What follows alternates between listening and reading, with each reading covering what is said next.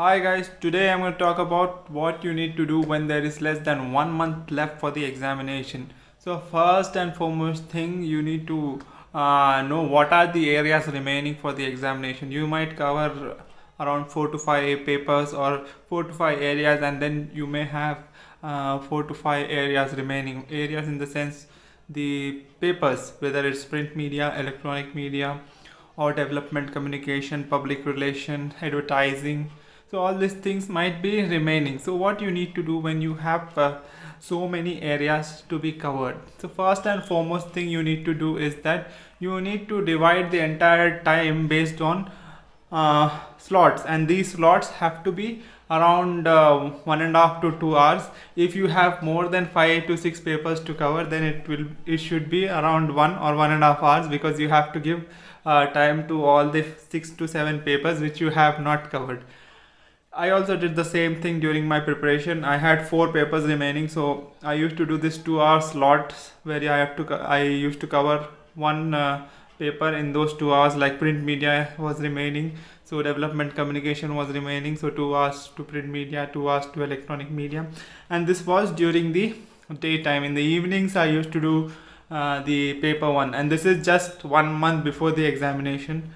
So that's how you plan out whether, if you have more than 5 papers, 1 to 1.5 hour slots you give, or if you have only 4 to 5 papers, or you just give 2 hour slots, or even if you want you can squeeze it to 1.5 hour and then take a half an hour break. Do whatever you like walking, listening to music, whatever you like, you just do it, because you might feel bored reading the same thing again and again.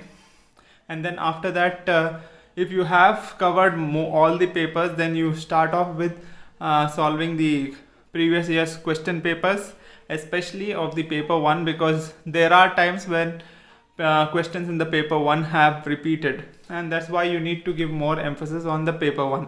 If you have completed a majority part of mass communication paper, then give at least your 50% time to the paper 1, because it is a very important paper. If you get around 35 to 40 bits right, it will take you to that JRF level, where the paper 2 marks, even if it's not great, you will go to the JRF level. So for those guys or girls who have covered a major part, at least 80% of mass communication, give 50% to paper 1 and give 50% to paper 2. And if you have completed 80%, then at least one paper of mass communication previous year's papers, paper 2, and one paper of paper 1 you solve, because it's very important, because you are also targeting now the repeat questions. And apart from that, if you think that you have covered the entire mass communication paper, and you have also covered the ugcnet previous year's papers right from 2009, then you solve the Pondicherry University papers. They have both PhD entrance exam papers and you have MA entrance exam papers. Let me tell you, these question papers are even tougher than the UGC NET examination. This is very important that you solve those papers, because it's very analytical, and recently the last year's paper was also very analytical. So it is very important that you solve the Pondicherry University's papers. And apart from that, you have the examrace YouTube channel and the examrace website, examrace.com. You can visit those websites for the content regarding to paper 1. In YouTube you'll have a lot of videos coming out from the examrace.com, especially before the examination. I used to watch those videos because they used to give current affairs on environment, education, administration related topics, and let me tell you, these videos really helped me.